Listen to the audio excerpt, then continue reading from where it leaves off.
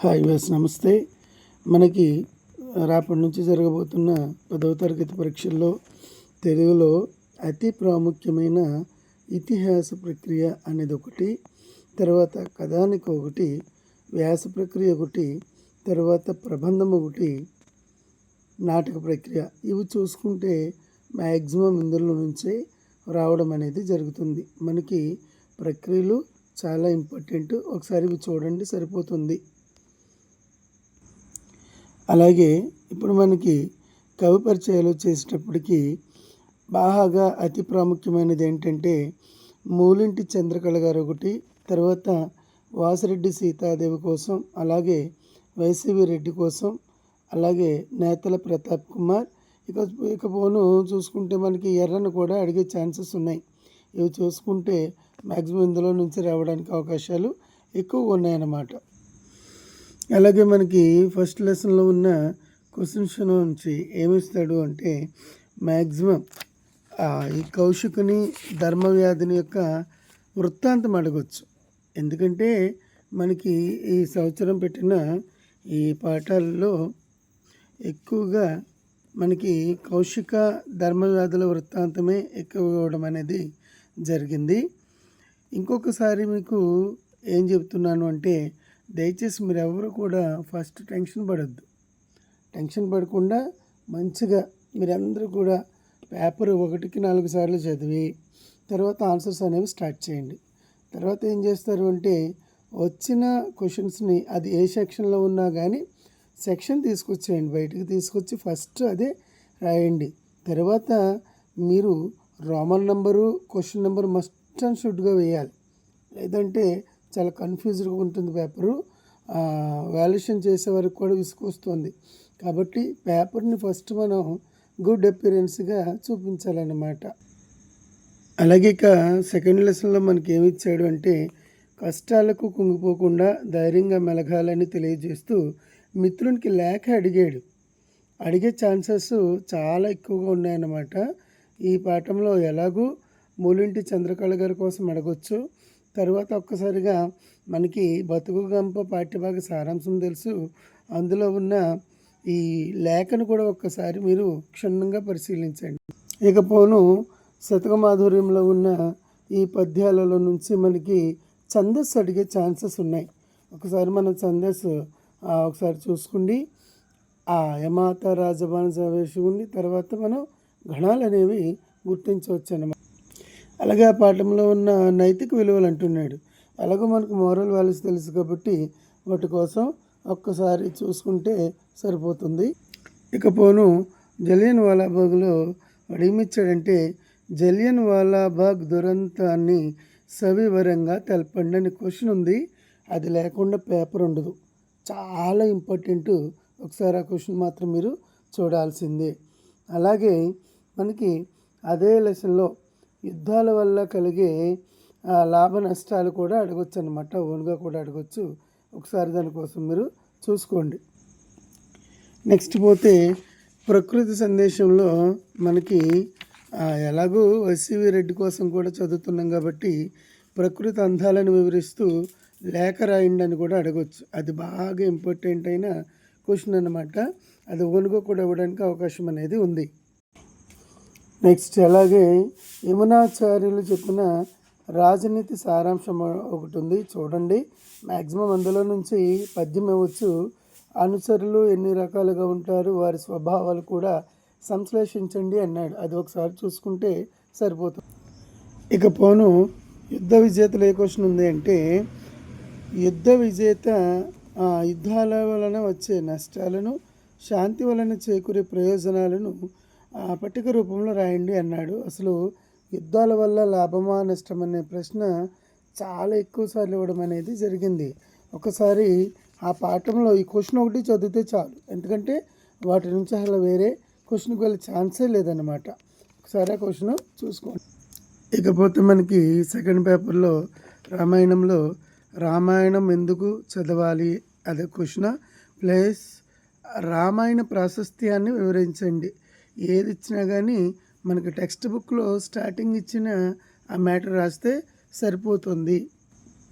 Next అందులో అతి ప్రాముఖ్యమైనవి ఏంటంటే వాలి సుగ్రీవుల యుద్ధం, అలాగే రావణ సుగ్రీవుల మైత్రి, తర్వాత సీతారామ కళ్యాణం.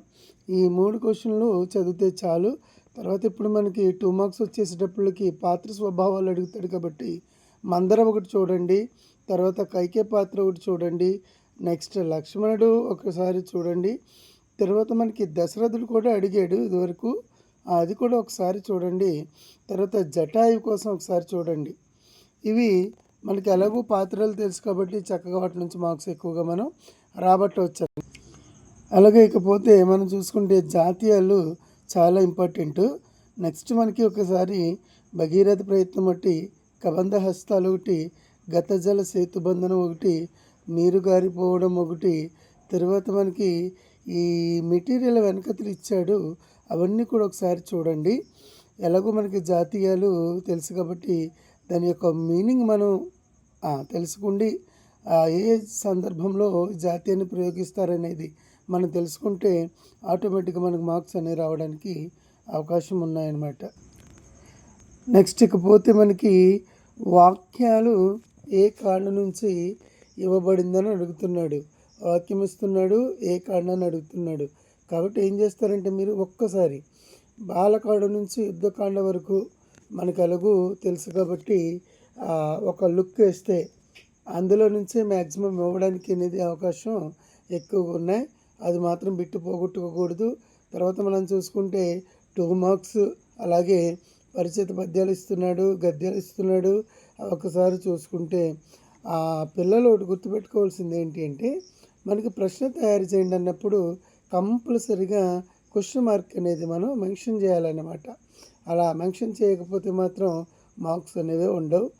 తర్వాతగా చూసుకుంటే ఒకసారి మనకి ఈ చేతివ్రాత మాత్రం చాలా గుండ్రంగా ఉండాలి. ఇకపోతే మనకి అలంకారాల్లో ఎక్కువగా క్రమక అలంకారం అనేది ఇవ్వడం జరుగుతుంది, ఎందుకంటే చాలా ఇంపార్టెంట్, అదొకటి చూసుకోండి. తర్వాత చేకాని ప్రాస అలంకారం ఒకటి చూసుకోండి, తర్వాత మనకి వృత్యాని ప్రాస అలంకారం ఒకటి చూసుకోండి, స్వభావోక్తి ఒకటి చూసుకోండి. ఇవి మ్యాక్సిమం వీటిలో నుంచి ఇవ్వడానికి అవకాశం ఎక్కువగా ఉందన్నమాట.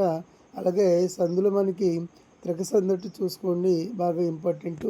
గుణసంధి కూడా అడుగుతున్నాడు, అది కూడా ఒకసారి చూసుకోండి. లులనాల సంధి.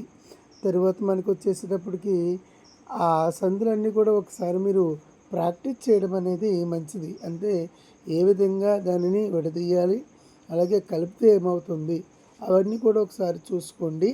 తర్వాత సమాసాల్లోకి వచ్చేసేటప్పటికి బహువ్రీహి సమాసం ఒకటి, నెక్స్ట్ మనకి విశేషణ పూర్వపద కర్మధారాయాలు ఎక్కువ అడగడానికి అవకాశం అనేది ఎక్కువగా ఉంది. అలాగే అవ్యయీభావ సమాసం, అలాగే రూపక సమాసం, ఇవి ఒకసారి చూసుకోండి, వాటి నుంచి ఎక్కువ వెళ్ళడం అనమాట. మనకి ఇంకా మర్చిపోతే ఈ అలంకారాల్లో నుంచి యమక అలంకారం గడవచ్చు, ముక్త పదగ్రస్తం మనకి ఎలాగూ తెలుసు. సో వాటి కోసం ఒక్కసారిగా మీరు చూసుకుంటే సరిపోతుందన్నమాట. ఇక ఆఖరిదిగా మనకి ఈ పిల్లలందరూ కూడా చాలా ధైర్యంగా ఎగ్జామ్ అనేది రాయాలి, ఏం కష్టం ఉండదు. ఒక్కసారిగా మీరు ఈ చదివినవన్నీ కూడా గుర్తుపెట్టుకోండి, చక్కగా రాయండి. చేతివ్రాత మాత్రం గుండ్రంగా రాయండి, కొట్టువేతలు అసలే ఉండకూడదు పేపర్లో, ఎందుకంటే వాల్యుయేషన్ చేసే వాళ్ళకి గుడ్ అపియరెన్స్ అనేది ఉండాలి. తర్వాత పిల్లలందరూ కూడా ఫస్ట్ ఎగ్జామ్స్ కాబట్టి మీకు ఏదో టెన్షన్ ఉంటుంది, కానీ అవేమి లేకుండా శుభ్రంగా మీ సెంటర్కి వెళ్ళిపోయి ఎగ్జామ్ హాల్లో కూర్చోండి, వాటర్ అడగండి, వాటర్ తాగండి, ప్రశాంతంగా ఒక 5 నిమిషాలు కళ్ళు మూసుకొని కూర్చోండి. తర్వాత పేపర్ ఇచ్చిన వెంటనే ముందుగా మీరు ఏం చేస్తూ ఉంటారంటే ఆ పేపర్ క్షుణ్ణంగా చదవండి, ఏ ప్రశ్న ఇచ్చాడు, ఏ పాఠం నుంచి ఇవ్వబడింది అని ఒక్కసారి ప్రశ్న అంతా పూర్తిగా చదవండి. ఏదో ముందుగా చదివేసి తర్వాత ఆన్సర్ అనేది పెట్టేస్తే లాస్ట్కి వచ్చేసేటప్పటికి క్వశ్చన్ అనేది రూపం మారిపోతుంది. కాబట్టి ఒక్కసారిగా మీరు క్వశ్చన్ అనేది పూర్తిగా చదివిన తర్వాతనే ఆన్సర్ అనేది చేయాలి.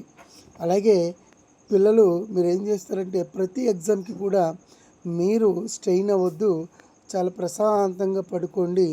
నాకు తెలుసుండి ఎర్లీ మార్నింగ్ మీరు ఎక్కువ జామునే లేచి చదవడం అనేది చాలా ఉత్తమం, పీస్ఫుల్గా ఉంటుంది. కాబట్టి ఇప్పుడు ఈ 2 డేస్ కూడా మీరు ఏం చేస్తూ ఉంటారంటే, ఇవాళ రేపు మార్నింగ్ కూడా ఏం చేస్తూ ఉంటారంటే, చదివినవి ఎక్కువగా ప్రాక్టీస్కి వెళ్ళండి.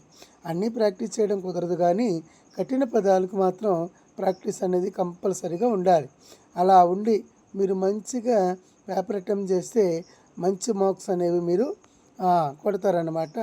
తర్వాత ప్రతి ఎగ్జామ్స్లోనూ కూడా మీరు ఏం చేస్తూ ఉంటారంటే, ఆ చదువుని మాత్రం ఒకసారి ఒక బుక్ మీద రాసేసుకోండి. ఎక్కువ ఫ్రెండ్స్తో డిస్కస్ చేయండి. అలా చేయడం వల్ల ఏంటంటే మర్చిపోని కూడా గుర్తొస్తాయి. అలాగే సందర్భం గుర్తొస్తుంది. ఓకే, పలానా రోజున పలానా మా ఫ్రెండు ఈ బిట్ చెప్పాడు కదా, ఈ క్వశ్చన్ చెప్పాడు కదా అనేది మీకు తెలుస్తూ ఉంటుందన్నమాట. ఇకపోతే ఎగ్జామ్ హాల్లో మీ తోటి వారితో కూడా చాలా మంచిగా ప్రవర్తించాలి. ఎందుకంటే ఎక్కడెక్కడో పిల్లలు వస్తారు, అందరూ మైండ్ సెట్ ఒకేలా ఉండదు. మనం జాగ్రత్తగా గమనిస్తూ మన పని మనం చూసుకోండి. చక్కగా ఎగ్జామ్స్ అన్ని అటెంప్ట్ చేసి రావడం అనేది మంచిది. ఎవరితో కూడా గొడవ పెట్టుకోవద్దు. ఏ విషయం తెలియకపోయినా కానీ ఇన్విజిలేటర్స్ ఉంటారు. ఒక్కసారి వారిని అడిగి తెలుసుకుని పేపర్ అటెంప్ట్ అనేది చేయండి. టెన్షన్ మాత్రం పడద్దు. చాలా పీస్ఫుల్గా రాయండి. మంచి మార్క్స్ అనేవి గ్యాదర్ చేస్తారు. కానీ ఒక విషయం గుర్తుపెట్టుకోండి అబ్బాయిలు, ఇది మనకి జీవితం అనేది మర్చిపోవద్దు. ఈ జీవితాన్ని దిశానిర్దేశం చేసే పరీక్షలు అన్నమాట ఈ 10వ తరగతి పరీక్షలు. మనం ఫర్దర్ స్టడీస్కి వెళ్ళాలన్నా, ఏ కాంపిటేటివ్ ఎగ్జామ్స్ ఏమైనా అటెంప్ట్ చేయాలి అన్నా కానీ కంపల్సరీగా మనకి 10th క్లాస్ మార్క్సే ఆధారం అన్నమాట. ఈ పర్సంటేజ్ తీసుకుంటాడు కాబట్టి ఎక్కువ మార్క్స్ ఏ కోణంలో నుంచి అడుగుతాడనేది మీరు ఒక్కసారి చూసుకోండి. ఆ చాప్టర్స్ ఎక్కువ ప్రిఫరెన్స్ అనేది ఇవ్వండి. మీరు మాత్రం ఎగ్జామ్లో మాత్రం ఏ మాత్రం మీరు భయము ఆందోళన చెందకుండా మంచిగా ఎగ్జామ్స్ అనేవి అటెంప్ట్ చేయండి. మీ కూడా ప్రతిదీ స్కేలు, పెన్సిలు, అలాగే పెన్స్ ఏమి మర్చిపోవద్దు. ఎవరిని కూడా అడగడానికి అవకాశం అనేది అక్కడ ఉండదు కాబట్టి ఎవరు వాళ్ళే ప్రిపేర్ చేసుకొని తీసుకెళ్ళడం అనేది ఉత్తమం. తర్వాతగా మీరు ఒక్కసారిగా ఆ పేపరు అటెంప్ట్ చేసి ఎగ్జామ్ హాల్ నుంచి బయటకు వచ్చిన తర్వాత ఎక్కువ డిస్కషన్ పెట్టుకోకుండా ఫ్రెండ్స్తో సమయాన్ని సద్వినియోగం చేసుకోండి. సమయానుకూలంగా ప్రవర్తించి వచ్చి కొంచెం రెస్ట్ తీసుకోండి. మళ్ళీ నెక్స్ట్ ఎగ్జామ్కి ప్రిపేర్ కావాలి. ఎందుకంటే మనకి అన్ని సబ్జెక్ట్స్ కూడా స్కోర్ చేయగలిగితేనే మనకి పర్సంటేజ్ అనేది పెరుగుతుంది. కాబట్టి ఒక్కసారిగా మీరు ఈ ఆలోచనలు అనేవి మీ మనసులో పెట్టుకోవాలి. నేను చెప్పిన ఈ క్వశ్చన్స్ కానీ గ్రామర్ కానీ కంపల్సరీగా రావడానికి ఎక్కువ అవకాశం ఉంది. ఇవి చాలా ఇంపార్టెంట్ అయిన క్వశ్చన్స్. దయచేసి ఒక్కసారి మీరు వీడియో నచ్చినట్లయితే ఇంకో కొంతమందికి షేర్ చేయండి. మనం వాళ్ళకి హెల్ప్ చేసిన వాళ్ళం అవుతామన్నమాట. ఇందులో నుంచి ఏ ఒక్కటి కూడా బయటకు వెళ్ళే ఛాన్సెస్ అయితే లేవు. నేను చెప్తున్నాను. మీరందరూ కూడా మంచి మార్క్స్ అనేవి రాబట్టడానికి అవకాశాలు ఉన్న ప్రశ్నలు అన్నమాట ఇవి. ఒక్కసారిగా మన వీడియో నచ్చినట్లయితే మంచిగా లైక్ చేయండి, కామెంట్ చేయండి, షేర్ చేయండి. మరి ముఖ్యంగా మన ఛానల్కి సపోర్ట్ చేయండి. ఇలాంటి ఎగ్జామ్స్ అన్నిటికీ కూడా నేను మీకు ఇంపార్టెంట్ ఏమైనా పెడుతూ ఉంటాను. మన ఛానల్ని ఫాలో అవ్వండి. Thank you very much. ఇంకొకసారి ఈ 10వ తరగతి పరీక్షలు రాసి విద్యార్థులందరికీ కూడా ఆల్ ది బెస్ట్. మంచి స్కోర్ చేస్తారని ఆశిస్తున్నాను. దేవుడి దీవెనలు మీకు చల్లగా ఉంటాయి. God bless you.